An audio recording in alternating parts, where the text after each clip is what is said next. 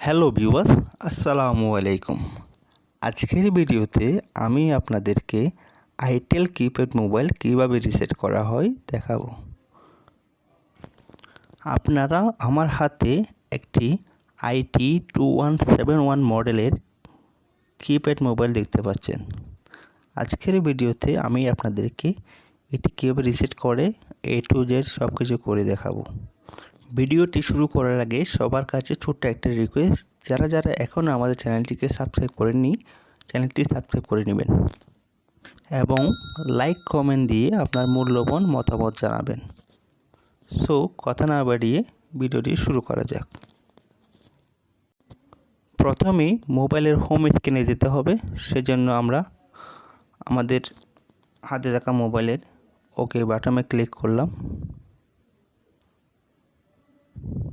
এবং এখান থেকে সেটিং অপশানে ক্লিক করতে হবে। তারপর এখানে দেখছেন ফোন সেটিং, কল সেটিং, বিভিন্ন সেটিং দেখছেন।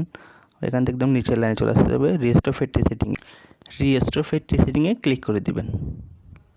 পর ইনপুট পাসওয়ার্ড নামে একটি অপশন দেখছেন, সেখানে আমাদের আইটেলের পাওয়ার কোডটি দিতে হবে।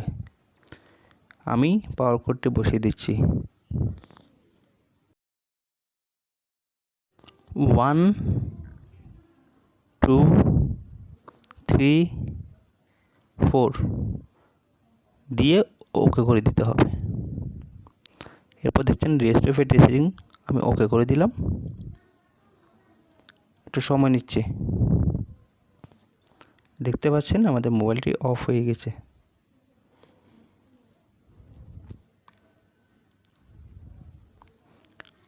আবার পুনরায় নিজে নিজে চালু হচ্ছে।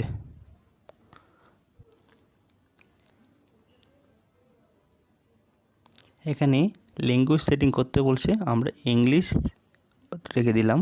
লোকাল টাইম জোন সেটিং করতে বলবে, আমরা এখানে ঢাকা সিলেক্ট করে দেব। ঢাকা পেলাম, এটাতে সিলেক্ট করে দিলাম। এরপর আমরা টাইম সেটিং করে নেব। টাইম সেটিং করতে ফোন সেটিংয়ে গেলাম। এরপর স্যাটারডে টাইমে আপনার ঘড়ির যতটা বাজে ওই সময়টা দিয়ে দিবেন এবং তারিখের মধ্যে তারিখ দিয়ে দিবেন।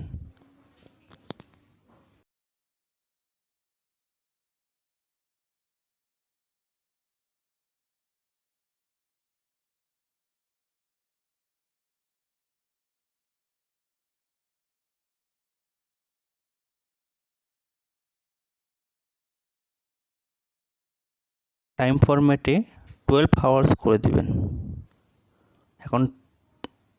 এরপর ওকে করে দিবেন। আমাদের কাজ শেষ। আমাদের মোবাইল সেটিংয়ের রিসেট করা শেষ, টাইম সেটিংও শেষ। এরপর আমরা মোবাইলের হোম মেনুতে চলে যাব। দেখতে পাচ্ছেন আমাদের মোবাইলের রিসেট ফ্যাক্টরি সেটিং কাজ সম্পন্ন হয়েছে। আপনি চাইলে এভাবেই আইটেল যে কোনো মডেলের মোবাইলের রিসেট করতে পারবেন। খুবই সিম্পল। আপনি শুধু আমি যেভাবে দেখিয়ে দিয়েছি এসবগুলো ফলো করলেও হবে। ভিডিওটি শেষ পর্যন্ত দেখার জন্য ধন্যবাদ।